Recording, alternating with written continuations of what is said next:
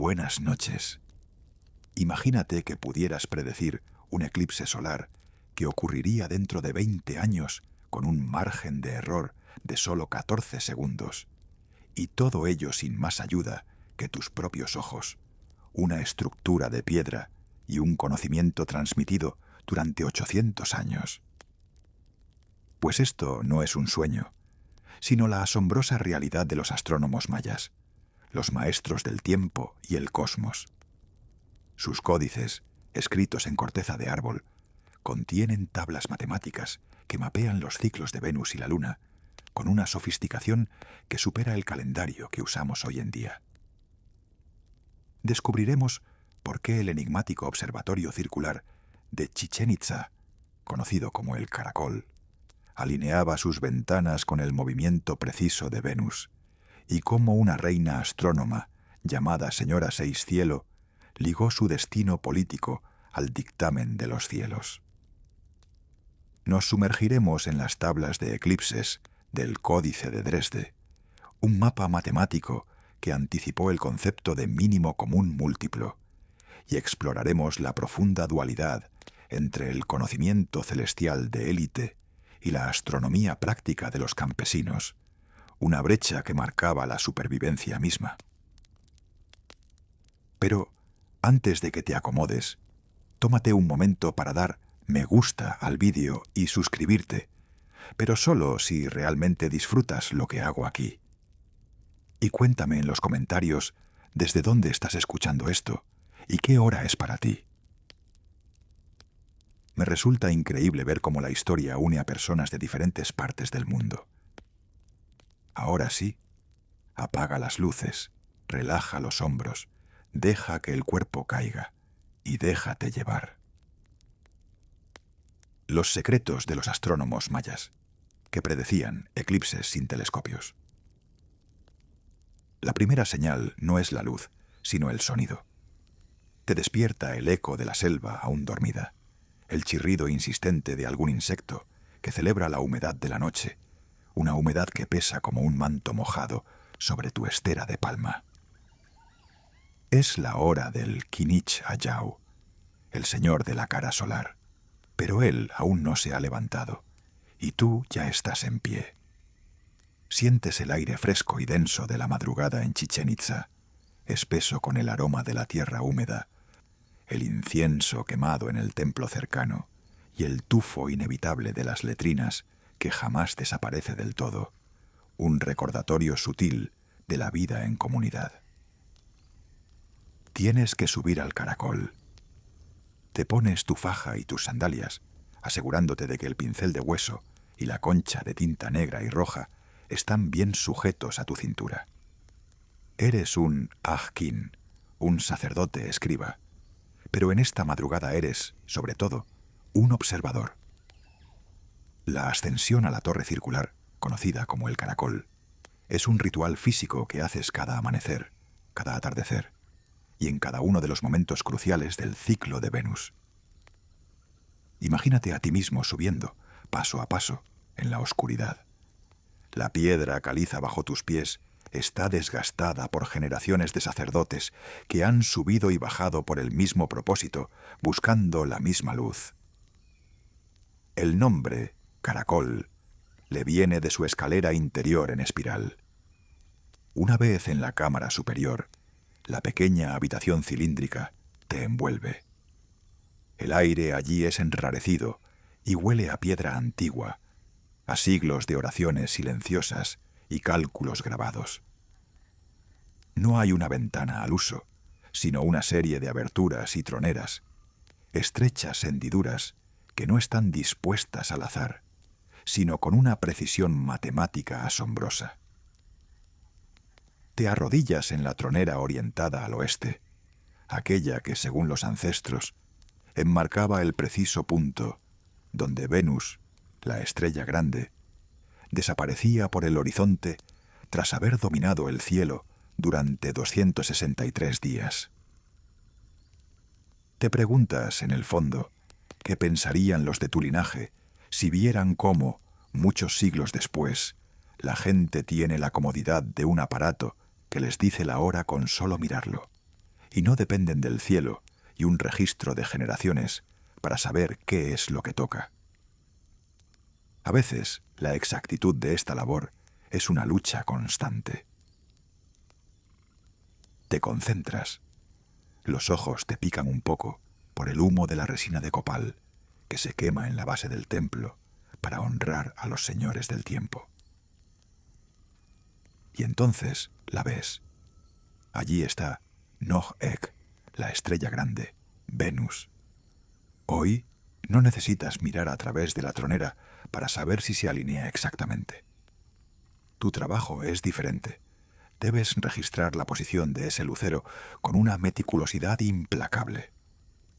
Venus tiene un ciclo sinódico de 584 días. Esto lo sabes de memoria, está grabado en tu alma. Sacas el pincel de hueso y desenrollas cuidadosamente el códice de corteza de higuera, un material delicado llamado Hun. Tus compañeros, los que tienen el rango de Acht-Sib, los escribas, te han preparado la superficie de estuco para que quede tan lisa como el jade pulido. Empiezas a trazar los glifos. El sistema de numeración vigesimal es tu herramienta de trabajo, un ingenio que te permite manejar números colosales que se cuentan de 20 en 20. Y en medio de esos glifos pintas un pequeño símbolo, una concha de caracol o un ojo entrecerrado que representa el número 0. Un concepto que los eruditos en Europa tardarán 800 años más en desarrollar formalmente, pero que tú, el humilde observador de Chichén Itzá, utilizas a diario para calcular el fin de un ciclo y el inicio de otro, la nada que lo sostiene todo. Una invención útil, ¿verdad? Aunque a veces te provoca unas jaquecas monumentales. De hecho, tú a menudo piensas que los de tu clase, los intelectuales, vivís en un constante estado de dolor de cabeza. El registro que estás anotando ahora se suma a los registros de 20 generaciones de astrónomos antes que tú. El peso del pasado no es una metáfora, es una responsabilidad palpable. Tu predicción, tu cálculo, no es para el año que viene, es para el Catún entero, el ciclo de 20 años que gobernará la próxima etapa de la ciudad. Si te equivocas por un solo día, si Venus no aparece donde debe, si el eclipse no llega cuando el Ayau, el Señor, lo ha anunciado, no serás tú solo quien sufra las consecuencias. Se podría desatar un desorden cósmico, una crisis de fe que la élite política te imputaría sin dudar un instante. Es el tipo de presión que si la tuviera un contable moderno, probablemente renunciaría a su trabajo para ir a cultivar maíz al campo, donde los números son más sencillos y las consecuencias menos fatales. A medida que el sol comienza a teñir el cielo de una paleta de rojos y naranjas, y la temperatura comienza a subir rápidamente, te sumerges en la parte más esotérica de tu trabajo, la predicción de eclipses. Sientes el calor del sol contra tu piel, un calor húmedo que pronto será insoportable, pero que ahora agradeces porque disipa el frío de la noche. Desenrollas otra sección del códice. Es la tabla de eclipses. No estás trabajando con fracciones decimales como se haría en el mundo moderno. Estás comparando dos ciclos monumentales, los 405 lunaciones de la Luna, que suman exactamente 11.960 días, con el ciclo solar que, según tus antepasados, es de 365.242 días. Piensas en la inmensa tabla de multiplicar que tienes delante, donde debes cuadrar miles de días para encontrar el momento exacto en el que el Sol, la Luna y la Tierra se pondrán de acuerdo para un baile cósmico de miedo y poder. Es un esfuerzo titánico de memorización y cálculo mental, una coreografía celestial que debes dominar para que tu Señor pueda ascender al trono en la fecha propicia o ir a la guerra con la bendición del firmamento. Te ríes para ti mismo, un sonido seco en la garganta, pensando en la ironía. La vida, para la mayoría, es un ciclo brutal de siembra y cosecha, un calendario de 260 días regido por el barro y el maíz. Y sin embargo, tú y tu pequeña casta de astrónomos estáis sumidos en estos cálculos de una precisión casi absurda. ¿De qué sirve saber con exactitud si el Sol se va a apagar por unos minutos en el año 789 d.C., si la sequía de este año amenaza con matar a tu propia familia? Es el humor negro de tu profesión. La astronomía te da el poder de predecir el futuro, pero no el poder de cambiar el tiempo, ni de conseguir un solo grano de maíz extra. A mediodía, el sol está en lo alto, golpeando la piedra del caracol con un fervor que te hace sudar a mares. Te retiras. La jornada de observación más crucial ha terminado. Ahora toca la copia y la verificación. En el fresco relativo de la casa de los escribas, te sientas con tu tableta de estuco para empezar la corrección de los errores del día anterior, o quizás los errores que han encontrado tus compañeros. El sistema es de autocorrección, basado en la verificación constante. Cada observación de Venus, cada registro lunar, se compara con los registros de las ciudades aliadas de Tikal o Palenque. Es una red de conocimiento. Te ofrecen un tazón de atole, una papilla caliente y espesa a base de maíz, que te da energía. Mientras bebes, observas a tu alrededor. Los aprendices están practicando la numeración, dibujando puntos y barras, esos símbolos sencillos y bellísimos que representan la base de vuestro conocimiento. Parece tan fácil, tan elemental, y sin embargo, tú sabes la complejidad que esconde.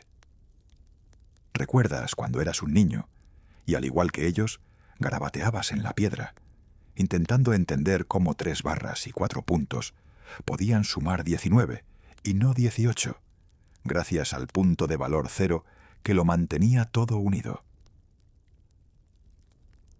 Era una tarea de paciencia, sí, pero la paciencia en tu cultura es una virtud para sobrevivir. Hoy en día, la gente se desespera si su aplicación tarda medio segundo de más en cargar.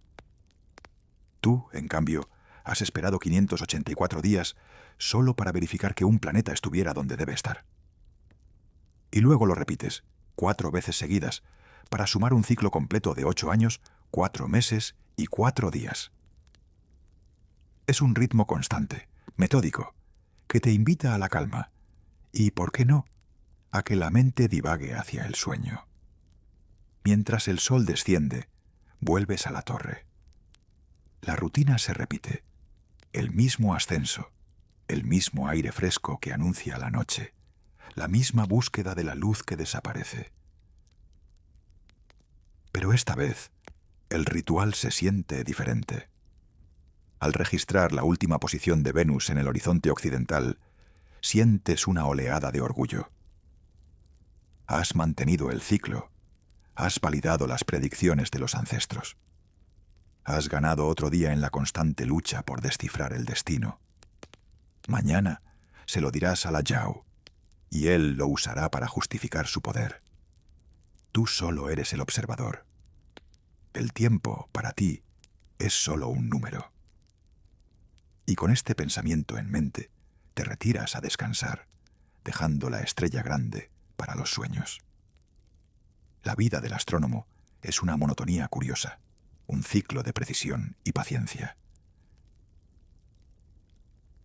Señora Seis Cielo, la reina astrónoma de 2 pilas. Si el astrónomo de Chichén Itzá, del que acabamos de hablar, era un guardián paciente de los ciclos celestes, la figura de la que vamos a ocuparnos ahora fue una arquitecta del destino, una mujer que usó el conocimiento de los cielos como la más afilada de las espadas. Imagínate ahora que no estás en la húmeda soledad de una torre de observación, sino en el bullicioso y peligroso corazón del período clásico maya, alrededor del año 682 después de Cristo. Estamos en la ciudad de Dos Pilas, en el actual Petén guatemalteco, un reino que se encontraba en una encrucijada política de tal magnitud que su misma existencia era una lucha constante. En este tablero de ajedrez dinástico entra ella, Lady Cabell, o como se la conoce por su nombre jeroglífico, Señora Seis Cielo. Nació en Naranjo, una ciudad poderosa y aliada crucial. Pero su destino era ser una pieza en la negociación de poder más trascendental. Fue enviada a Dos Pilas para casarse con el rey Balaj Chankawil. Su llegada no fue solo una boda, fue una transferencia de linaje, un movimiento diplomático, un préstamo de prestigio y un refuerzo militar. Pero a diferencia de otras consortes, Señora Seis Cielo traía consigo un dote mucho más valioso que el jade o las plumas de Quetzal, un conocimiento astronómico que rayaba en lo esotérico. Ella no era una simple administradora del palacio. Los registros jeroglíficos la describen no solo como la esposa de la Yau de Dos Pilas, sino como la Ixmutalahau, la señora sagrada de Naranjo, manteniendo su título real de nacimiento. Esto es inusual y sugiere que su poder era independiente y se basaba en algo más que su matrimonio. Te la imaginas de niña en Naranjo, en lugar de jugar con muñecas de maíz o participar en los rituales menores de las mujeres nobles, pasando las noches junto a los grandes astrónomos de su ciudad. Mientras el resto del reino dormía, ella estaba allí, en el frescor de la noche, absorbiendo las tablas de Venus, entendiendo la sutil danza de la luna y el sol. Piénsalo, una educación que ni siquiera se permitía a la mayoría de los hombres de élite. Es un contraste fascinante con las expectativas modernas, donde asociamos el poder con la riqueza o el carisma. Ella lo encontró en la precisión de los números. Su llegada a Dos Pilas coincidió con una escalada de hostilidades. El reino de Dos Pilas era un retoño rebelde de Tikal, que había roto sus lazos y se había aliado con Calakmul, el gran rival. La guerra era un telón de fondo constante, un rumor que nunca se extinguía. Y es aquí donde Señora Seis Cielo transformó la astronomía de una ciencia a un arma política. Ella entendió que, para un pueblo que creía que sus reyes eran los depositarios del orden cósmico, la capacidad de predecir el futuro era la máxima forma de legitimación. ¿Cómo se gana una guerra sin mover un solo soldado? Se gana convenciendo a tu pueblo de que los dioses te han elegido para ser el instrumento de su voluntad. Señora Seis Cielo comenzó a alinear los eventos dinásticos más cruciales de su reinado con los fenómenos celestes que ella misma calculaba.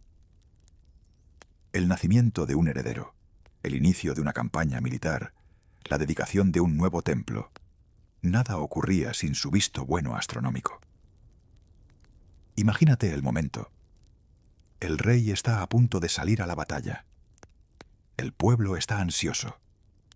Y entonces, Señora Seis Cielo anuncia, con una calma absoluta y la voz resonando en la plaza, que el día de la partida coincidirá exactamente con el cénit solar, el momento en que el sol está directamente sobre sus cabezas, o quizás con el reaparecer de Venus como la estrella matutina, Nog-Ek, el dios guerrero. La gente no veía una simple coincidencia, sino una profecía autocumplida.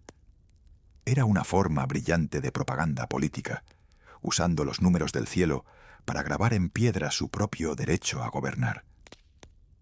Es casi irónico que el destino de miles de personas dependiera de una tabla matemática escrita en un códice. El momento cumbre de su carrera política y científica se produce en el año 741 de Pintecristo, cerca del final de su largo reinado. Señora Seis Cielo había gobernado, ya como regente y reina independiente tras la muerte de su esposo, durante casi 60 años. Durante su tiempo, la ciudad de Dos Pilas floreció, aunque siempre bajo la sombra de la guerra. Ella ordenó la erección de varias estelas, los grandes monumentos de piedra que registraban la historia dinástica. Pero lo que encontraron los arqueólogos al excavar los restos de su tumba en 2003 fue aún más revelador. La estela 16 y la estela 6. Estos monolitos no solo mostraban su efigie con el tocado de la señora de naranjo, sino que sus textos jeroglíficos, cuando fueron descifrados con detalle, revelaron algo sorprendente. No eran solo relatos de batallas. Contenían intrincados cálculos astronómicos, fechas de largo recorrido, referencias a ciclos lunares y, crucialmente, la fecha exacta de un eclipse que se había utilizado para conmemorar una victoria militar o una ascensión al trono. Aquí radica el verdadero poder de esta mujer. En las crónicas, los reyes mayas masculinos a menudo se atribuían el conocimiento, pero en la realidad arqueológica era ella quien estaba demostrando la capacidad de manejar los números de serpiente del Códice de Dresde, los grandes múltiplos que permitían sincronizar el tiempo humano con el tiempo cósmico. ¿Te imaginas a los arqueólogos modernos, con sus ordenadores y sus bases de datos, sudando bajo el sol, mientras descifran unas matemáticas que una mujer de hace más de 1300 años había escrito en piedra para demostrar su autoridad? Uno se pregunta si un líder político actual podría gobernar si su poder dependiera de su capacidad de resolver ecuaciones trigonométricas a mano. Seguramente la vida sería más interesante, aunque también mucho más corta para la mayoría de ellos. El reinado de Señora Seis Cielo no terminó con un drama épico, sino con la inevitable conclusión de la vida en la selva. La gran ciudad de Dos Pilas, a pesar de sus predicciones celestes, fue asaltada y abandonada. Su destino, y el de la dinastía que había reforzado, se desvaneció en el colapso maya del clásico terminal. Pero su legado quedó grabado de forma tangible. La tumba descubierta en 2003 no solo contenía los restos de una mujer de élite, sino también una serie de objetos que reforzaban su identidad como astrónoma y líder. Su cuerpo estaba adornado con jade, y alrededor se encontraron los instrumentos simbólicos de su poder, incluido un gran collar de conchas. La presencia de estos complejos cálculos en los monumentos asociados a una mujer de élite es un golpe directo a la concepción simplista de los roles de género en el mundo antiguo. Ella no solo gobernó por la fuerza de su intelecto y su dominio sobre la ciencia más sofisticada de su tiempo. Su vida es un recordatorio de que el conocimiento es poder y que, en la antigüedad maya, ese poder no siempre era exclusivo de los hombres. Mientras reflexionas sobre la figura de Señora Seis Cielo, la reina que se convirtió en una estrella en el firmamento político, piensa en la ironía de que su reino desapareció, pero sus números, sus cálculos de la Luna y Venus, sobrevivieron, silenciosos, en la piedra, hasta ser redescubiertos por una ciencia que creía haberlo inventado todo. Es una historia de ambición tranquila, de cómo una mujer encontró su lugar en un mundo de hombres al dominar aquello que nadie más podía dominar, la inescrutable voluntad de los cielos. Y con este pensamiento de la dualidad entre el poder terrenal y el poder celestial, te invito a una pausa en la narración.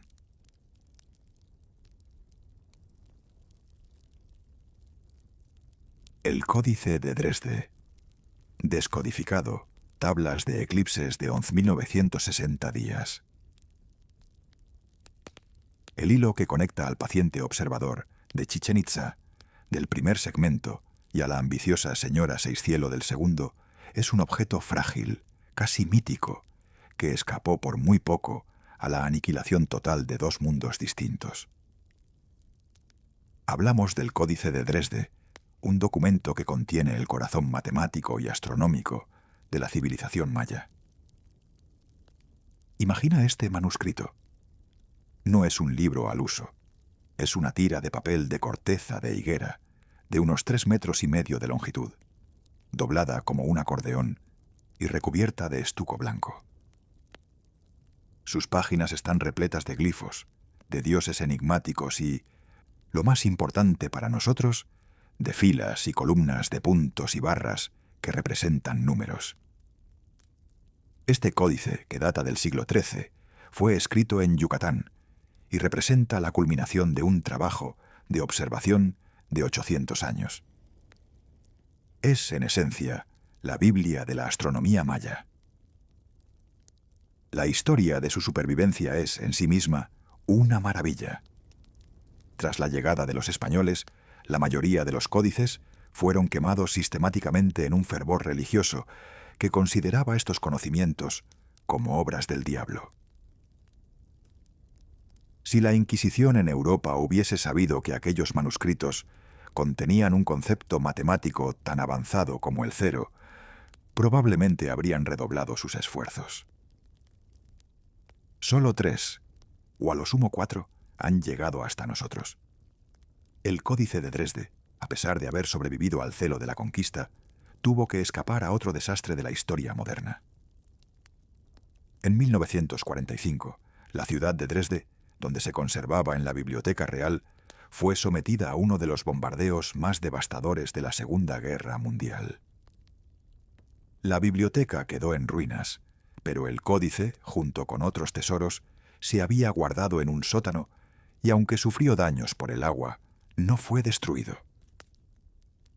Piensa en la ironía. Un documento escrito en la selva, hace más de 700 años, que sobrevivió a una guerra que utilizó la tecnología más avanzada de su época para la destrucción masiva. Una supervivencia que parece predestinada. El corazón del Códice de Dresde, el núcleo de su misterio y sofisticación, se encuentra en sus famosas tablas de eclipses. Si te sumergieras en estas páginas, verías algo que se asemeja a una tabla de multiplicar infinita, un calendario que abarca 33 años futuros. La tabla registra 405 lunaciones consecutivas. Una lunación, el tiempo entre una luna nueva y la siguiente, dura aproximadamente 29,5 días. Si multiplicas 405 por 29,5, obtienes exactamente 11.960 días. Este número, 11.960, es la clave de su precisión. ¿Por qué este número? Porque 11.960 días no solo son 405 lunaciones, sino que también son un número casi exacto de años solares, 32,7 años, y crucialmente encaja perfectamente en el ciclo de eclipses conocido como el ciclo de Saros. Los mayas habían descubierto que los eclipses no son eventos aleatorios, sino que ocurren en patrones predecibles. Un eclipse solar ocurre solo si la luna está lo suficientemente cerca de la eclíptica, el plano orbital de la Tierra, en el momento de la luna nueva. Ellos, con su conocimiento ancestral, habían mapeado estas estaciones de eclipses. La precisión es asombrosa. Sus predicciones para esos 33 años tenían un margen de error del 0,02%. Es una precisión que los matemáticos de la NASA han estudiado, no por curiosidad, sino por utilidad. Cuando planifican misiones a largo plazo, deben tener en cuenta las desviaciones orbitales minúsculas que afectan a la posición de la Tierra. El método maya de calcular los ciclos de largo plazo les ofrece un modelo de persistencia y fiabilidad que las matemáticas modernas a veces pasan por alto. No usaban telescopios ni computadoras, solo la paciencia y un sistema de numeración brillante. Un claro ejemplo de cómo la simplicidad a menudo supera a la complejidad. Pero la verdadera magia del códice reside en los enigmáticos números de serpiente. A medida que descifras el códice, te encuentras con largas filas de números representados con los puntos y barras, a menudo flanqueando a las deidades serpiente. Estos números son colosales. No estamos hablando de miles, sino de millones de días. El más famoso de ellos, que se extiende a través de varias páginas, representa más de 12 millones de días. ¿Por qué un pueblo que vivía en promedio solo 40 o 50 años se molestaba en calcular periodos de tiempo que se extendían por más de 30.000 años en el pasado y el futuro? La respuesta reside en la sincronización y en una genialidad matemática que los europeos no entenderían hasta el desarrollo de la teoría de números. En 2016, un equipo de matemáticos que estudiaba el códice descubrió que el propósito de estos números enormes era encontrar un mínimo común múltiplo cósmico. Intentaban cuadrar no solo la Luna y el Sol, sino también los ciclos de Venus, Marte y otros planetas visibles. El gran número de 12 millones de días era, en esencia, el número más pequeño, donde el ciclo solar, el ciclo lunar y el ciclo de Venus encajaban a la perfección. Es decir, el momento en que el universo volvía a su punto de partida. Es un concepto de belleza matemática profunda. El universo no es caótico, sino una serie de engranajes que giran a diferentes velocidades, y los mayas, al calcular estos números de serpiente, habían encontrado la fórmula maestra para entender cuándo esos engranajes volverían a alinearse. Es una visión que convierte el conocimiento en algo casi espiritual. Te hace pensar en cómo hoy en día, con nuestras calculadoras y modelos informáticos, buscamos a tientas los mismos patrones que ellos, con solo un pincel y corteza de árbol, lograron mapear. La ironía de nuestra dependencia tecnológica es que a menudo nos aleja de la paciencia necesaria para observar el universo con la calma y la profundidad que ellos demostraron. El Códice de Dresde, aunque se encuentra en un museo en Alemania, sigue siendo un misterio en muchos sentidos. Sus tablas de Venus, que describen con precisión milimétrica el ciclo de 584 días del planeta, se utilizaban para predecir cuándo el planeta aparecería como estrella de la mañana o de la tarde. Estas fases eran cruciales para la guerra, ya que creían que los dioses guerreros se movían al ritmo de Venus. El códice es un fragmento, una ventana incompleta a una biblioteca de conocimiento que se perdió. Imagínate el resto de los códices que ardieron. ¿Qué otros secretos, qué otras fórmulas matemáticas o qué otras visiones del cosmos se perdieron para siempre? La mera existencia de este documento demuestra que el colapso maya no fue un colapso del conocimiento. La gente de la península de Yucatán siguió observando y registrando, incluso después de que las grandes ciudades de piedra fueran abandonadas. Es un testimonio de que la ciencia no se detiene, simplemente se esconde, esperando el momento adecuado para reaparecer. La próxima vez que mires a la Luna o a Venus en el cielo nocturno, recuerda que hace siglos, un grupo de astrónomos en la selva, con solo su intelecto y sus sencillas herramientas de escritura, ya había mapeado tu futuro astronómico con una precisión envidiable. El Códice de Dresde nos invita a la reflexión final. El conocimiento más profundo no siempre requiere la tecnología más avanzada, sino la paciencia infinita de observar, contar y registrar. Es un enigma que, al no resolverse del todo, nos permite soñar con lo desconocido. Astronomía sagrada versus astronomía agrícola. Observadores de élite y campesinos. Hemos pasado mucho tiempo entre las estrellas, en las cámaras de observación y en los códices de la élite. Pero ahora, imagínate que descendemos de la Torre del Caracol o que salimos de los palacios de dos pilas para pisar el suelo mismo de la selva, el barro rico y fértil, donde la vida de la civilización maya se anclaba realmente. Tú ya no eres un astrónomo atareado con números de millones de días, sino un campesino, un AMC o un Yumilcab, y tu universo es infinitamente más inmediato, aunque no menos exigente. El conocimiento astronómico para ti no se mide en la precisión de un eclipse solar que ocurrirá dentro de 3 décadas, sino en la llegada exacta de la estación de lluvias, el momento en que la tierra, dura y sedienta, cederá para recibir la semilla de maíz. Tu herramienta principal no es el códice de Dresde ni el complejo calendario de la cuenta larga, sino el Tzolk'in, el calendario sagrado de 260 días. El Tzolk'in no se basa en el movimiento del Sol o la Luna, sino en un ciclo constante de 20 días, combinados con 13 números. Es una rueda de la fortuna que rige la adivinación, las ceremonias y, fundamentalmente, tu trabajo diario. Para ti, el Tzolk'in es el ritmo de tu vida. Te levantas al amanecer, no para observar el orto helíaco de Venus, sino para sentir la humedad del aire. Miras al sol para determinar si su posición te permitirá la quema de la milpa, ese trozo de bosque que has de talar y quemar para preparar el terreno.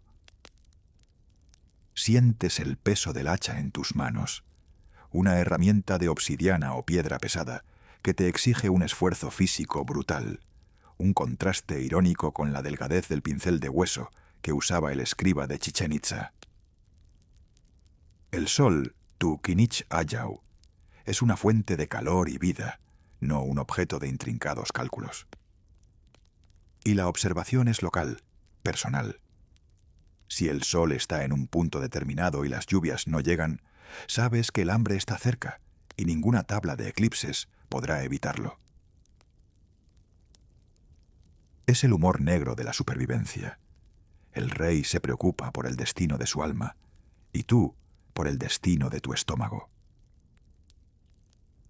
Mientras el sacerdote de élite se preocupa por sincronizar los ciclos de 584 días de Venus, tu atención se centra en el calendario Jaab, el calendario civil de 365 días, pero solo en la parte que te afecta, la llegada de las lluvias. Imagínate el contraste sensorial. En Palenque o Tikal, los observadores están en lo alto del templo, rodeados de incienso de copal, con tazas de chocolate espeso y plumas de quetzal decorando sus ropas, calculando el mínimo común múltiplo cósmico. Mientras tanto, tú estás a pie de campo, sintiendo el aroma del humo acre de la quema de la milpa. El aire es denso con partículas de ceniza y tierra. Tu ritual es simple, pero vital. Tomas un poco de tu sangre, perforando tu lengua o tu oreja con una espina de raya, una ofrenda íntima a los dioses de la lluvia, los Chaks. Para ti, la astronomía es agrícola. Tú usas puntos de referencia en el horizonte, montañas o árboles específicos, que te indican el movimiento del sol a lo largo del año para definir el momento exacto de la siembra. Tu conocimiento se transmite no en códices, sino de padre a hijo, grabado en la memoria y en el suelo. Tú sabes que si siembras demasiado pronto, la semilla se pudrirá. Si siembras demasiado tarde, la sequía la matará. Es un juego de todo o nada. Y esa dependencia del tiempo local hace que la sofisticación matemática de la élite te parezca un lujo, casi una excentricidad. Es una dualidad fascinante que marca la diferencia en las estructuras sociales. El astrónomo de élite valida el poder del rey, asegurando que los rituales de Estado, guerras, ascensos, se alineen con el destino cósmico. Tú, el campesino, alimentas al rey. Los cálculos del escriba le dan el derecho a gobernar, pero tu cosecha le da la comida para sobrevivir. El conocimiento de los eclipses es el poder político, y el conocimiento de la lluvia es la supervivencia. Una lucha constante por la existencia que se desarrollaba en paralelo. Un contable moderno que vive en una ciudad con comida enlatada no podría imaginar esta presión. Es como si la vida de un político dependiera directamente de si un agricultor de hace 1000 años acierta o no a sembrar a tiempo. En las aldeas rurales, las excavaciones arqueológicas han revelado la existencia de observatorios rudimentarios. No eran el caracol, imponente y circular. Eran estructuras sencillas, a menudo solo plataformas elevadas o alineaciones de piedras que coincidían con puntos cruciales en el horizonte para marcar los solsticios y equinoccios. Imagínate uno de estos observatorios rurales. Es humilde, construido con barro y postes de madera, pero su función es tan crucial como la de los grandes templos de piedra. Aquí, el astrónomo de la aldea no es un sacerdote de alto rango, sino un anciano, respetado por su sabiduría práctica y su memoria.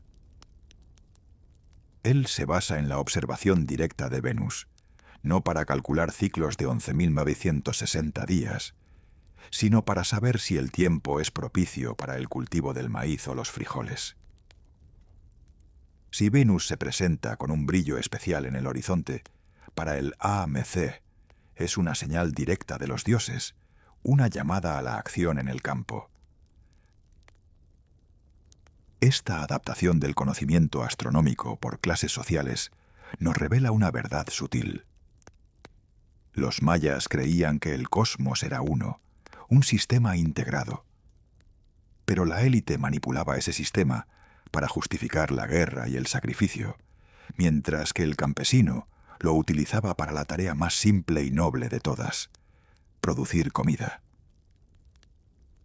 Mientras los nobles bebían el balché, una bebida ritual, y se vestían con ricas pieles de jaguar, tú te contentabas con el atole de maíz y el olor a tierra bajo tus pies. La decadencia de la élite, sus guerras interminables y sus rituales de sangre para apaciguar a los dioses celestes, se financiaban con el excedente de maíz que tú cultivabas. Es la ironía más grande del sistema. El poder que emanaba de las matemáticas celestiales de la élite dependía completamente de la eficiencia agrícola del campesino que se guiaba por la simple observación del sol y la lluvia. Cuando el sistema colapsó, lo hizo porque las guerras y la sequía interrumpieron la capacidad del campesino para alimentar al astrónomo. El conocimiento profundo, el cálculo de los eclipses, sobrevivió en el Códice de Dresde, como hemos visto, pero la estructura social que lo sostenía se derrumbó porque el conocimiento más básico, el del agricultor, falló. Al finalizar la jornada, el sol se oculta. Te sientas a comer tu simple papilla de maíz, agradecido por lo que tienes. Mientras el sacerdote, de vuelta en Chichén Itzá, observa las estrellas con la presión de tener que predecir el destino dinástico, tú miras la Vía Láctea, a la que llamas el árbol del mundo, y ves un camino que conecta el inframundo con los cielos. Para ti es un camino, no una ecuación. La noche, con su silencio profundo y su frescura que alivia la piel, te ofrece un respiro bien merecido. Piensa en esta dualidad antes de dormir. Por un lado, una élite obsesionada con la precisión de los segundos y los siglos, y por el otro, un campesino que solo necesita saber si habrá lluvia mañana. Ambos dependían del cielo, pero lo leían de maneras fundamentalmente opuestas. El astrónomo se perdía en la abstracción. El campesino se anclaba a la tierra. Y con este pensamiento de la profunda conexión entre el cielo y la tierra, entre el poder y la supervivencia, te invito a cerrar los ojos y a permitir que tu mente se rinda al sueño. Hemos viajado a través de los ciclos inmensos de los mayas, desde las torres de observación de Chichén Itzá, donde los sacerdotes escribas calcularon eclipses con la paciencia de un artesano del tiempo, hasta el corazón político de Dos Pilas, donde una mujer, señora Seis Cielo, demostró que el poder más auténtico residía en el dominio de la ciencia. Nos hemos maravillado ante la supervivencia milagrosa del Códice de Dresde, ese mapa del cosmos que esconde una matemática tan sofisticada que sigue asombrando a los científicos modernos. Y finalmente, hemos contrastado esa precisión cósmica de la élite con la urgencia simple y vital del campesino, cuya astronomía se medía no en números de serpiente, sino en la promesa de la lluvia y el crecimiento del maíz.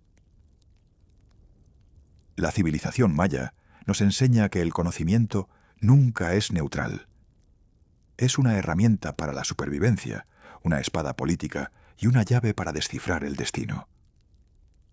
Ellos no tenían telescopios, pero tenían la paciencia para observar el cielo durante 800 años. Esa dedicación a la observación metódica es su verdadero legado.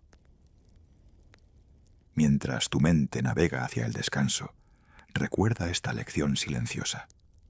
A veces, para comprender los misterios más grandes, solo se necesita un poco de oscuridad, mucha paciencia y la humildad de mirar hacia arriba. Deja que la dualidad entre el rey que predice el destino y el campesino que lo sufre te arrope. Duerme profundamente. Buenas noches.